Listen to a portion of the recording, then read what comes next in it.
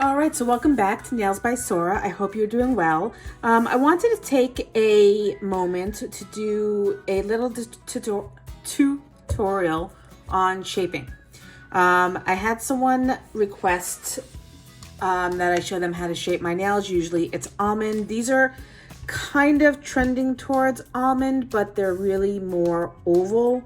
This one's a little bit more pointed, but I want to bring it back to a true almond shape. So I figure I might as well film it and show you the process. Obviously, it's going to be a little bit easier with my nails already rounded, but I'm going to show you two different ways to do it, which is how I do it in the salon, and also just, between using a clipper and using a file.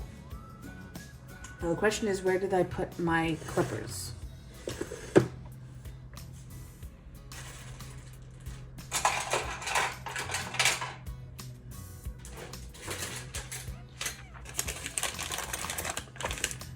Okay, well, I have another set of clippers from a Prey that I was looking for, but these are the ones that I use for my clients. But the easiest way to go about reshaping a nail, especially if you have straight edges and you want to bring them more rounded, is to clip in the direction that you want to file. So by that, I mean you're going in from a square shape, it's a straight edge, into an angle, and you want to start that angle off more easily. So I'm just going to cut a straight edge on an angle on each side. So that way I don't have to do as much filing. Unless I am filing through acrylics, I use a hand file. Acrylics are very difficult to file through because you've got a lot of layers of acrylic powder, and you will be filing forever. So usually I'll use my efile to bring down the length and then to start off reshaping it. But you'll see now I've already got more of an angular edge that I can go ahead and file. So at that point, it's just refining it and softening it. So you want to start down on the sidewall about halfway, because the shape of the nail doesn't start here at the free edge, it starts down on the sidewall. So you want to bring the file kind of underneath, you don't want to file into the sidewall because that's only going to narrow it. You want to file underneath the edge. So I'm just rocking it back and forth and creating that curve. And you can tell already it's a lot softer. Then you want to do the same on the other side.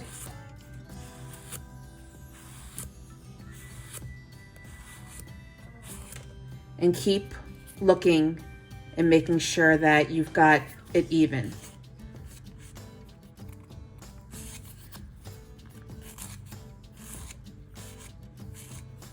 When you have it even, you'll notice that there's a bit of what's called a bird's beak. It dips down into a point. What you want to do at that point is file underneath it to soften that and bring it up straight so that you don't have that dip. And then once you have that, you can round the top and soften it. Just go back and forth, making sure that you're filing evenly on both sides, looking at it from all angles, from straight on to the side. Obviously, it's a little bit more difficult to look on the other side, but you can turn your thumb up, any finger upside down, and then just refine it to the point where you're happy with the way it looks. File a little bit on the top, because when you're filing from underneath, you're going to push up ragged edges.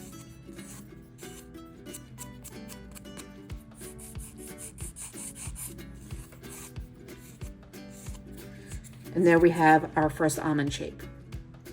So that's one way to do it, using the clipper, which is the easiest way. And then the other way is just to keep doing it with the e-file. It's going to take a little hand file. It's going to take a little bit longer because you have to do it by hand. You're not starting it out with the clippers. But if you're unsure about using the clippers, you don't want to cut straight into it and make a mistake, just go at it slowly. Again, rounding off from the middle of the sidewall and bringing it into a point.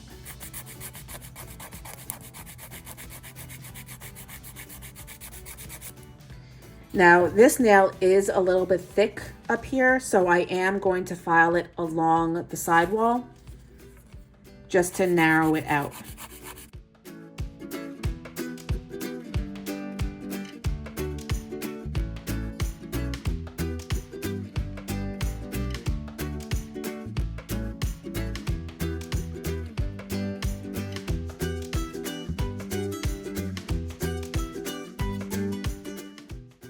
Ideally, when you're shaping your nails, it should come in a straight line from the cuticle line out towards the tip. It shouldn't dip down and curve.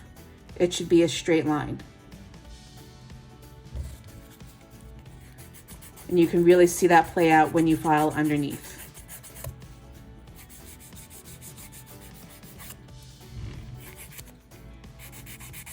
So there are different kinds of almonds. There's more of a traditional almond where it's a little bit wider on the sides and it comes into a softer peak.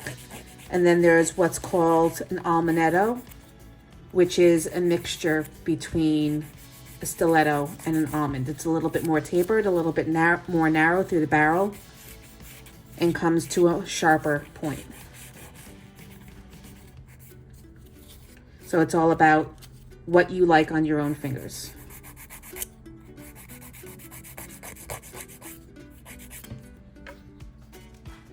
I'm coming a little bit more narrow on the left side than the right side. Can't tell if it's my shaping or my finger because I did damage my nail plate a few years ago by cutting through it. So it's a little, I'm getting thrown off by the line of my free edge. I think that's actually pretty even because this part, the pad of my finger is a little shorter on that side too. Yeah, that's pretty good. All right, so I'm going to go back to doing it the way I prefer to do it, which is to get the angle started with the clippers, if I can get it to cut.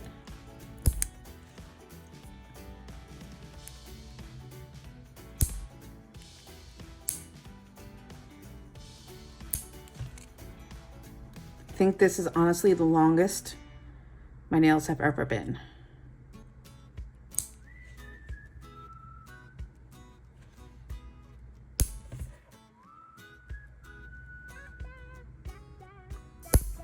Now it is, if you're shaping natural nails, it's going to be a little easier than if you're shaping artificial nails, because artificial nails more often than not have the apex built into it.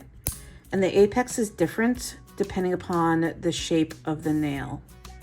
It's easier to shape a stiletto into an almond and an almond into a stiletto because the arc of the nail, the apex is the same.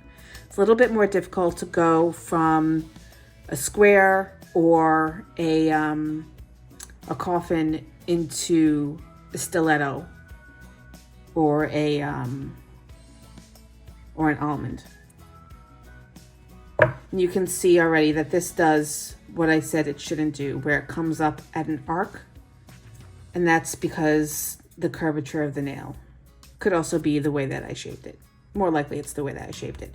For some reason, it's always easier for me to do my other nails. My thumbs always come out a little bit weird with that kind of bird's beak look to it. It's probably just the way I'm shaping it. But like I said, it's certainly not the authority on shaping between different styles of nails and different apexes.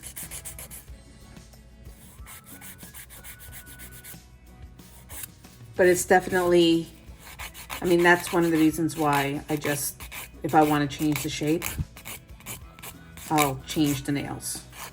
I won't just reshape them because it's a pain in the butt. But you just want to take it slowly. Make sure that you're looking at it from all angles.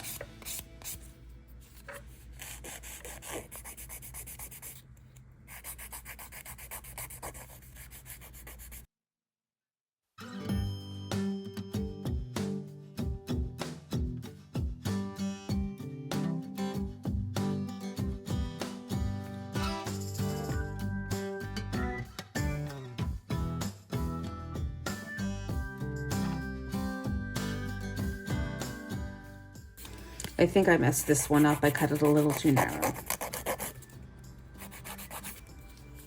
I cut it too angular, so it's going to come out a little weird.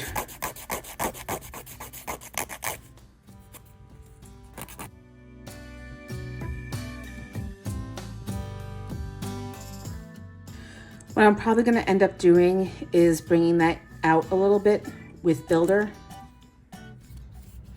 I messed that up. Wow, I really messed the pinky up too.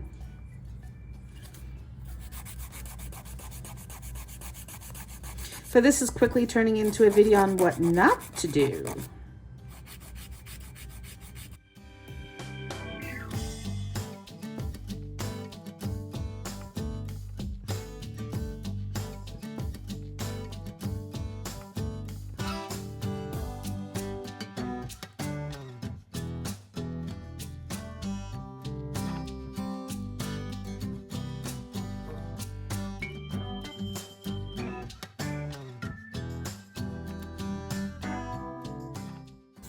I'm gonna actually bring my middle finger down a bit because it's a tad bit long.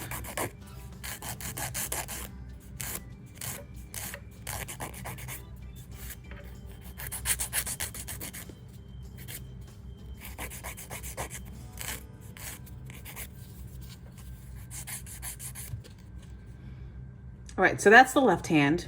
My right hand, I think I'm going to do by hand so that I don't mess it up like I did my left hand.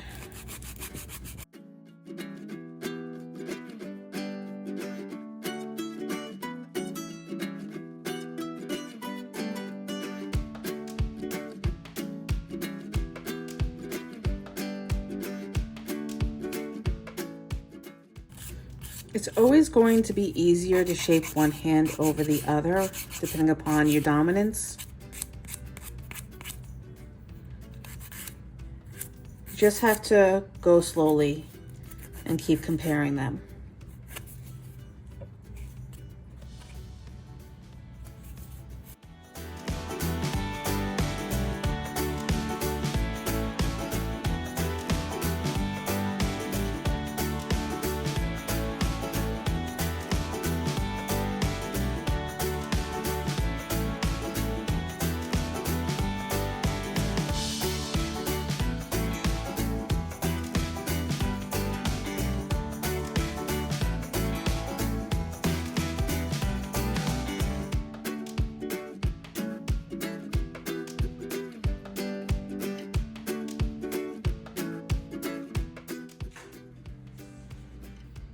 And that's basically it. But you can see that they're all relatively even.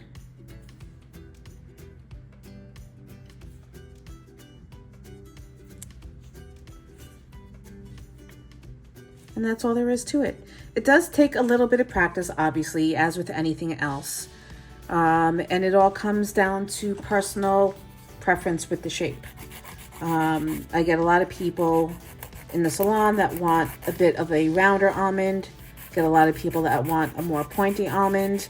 It's all how you want your nail shaped, and just going back and forth and refining that shape. Taking it slowly, going underneath, going up around the side to narrow it, and making sure that you don't make one large cut like I did and then have to correct it.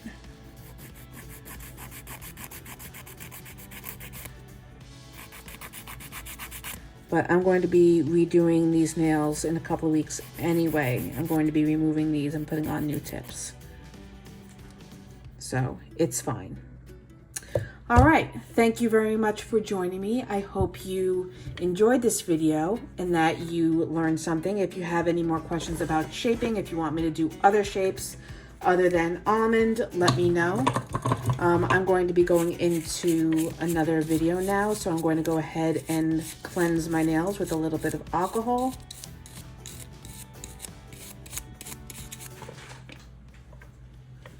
And I will see you in the next video.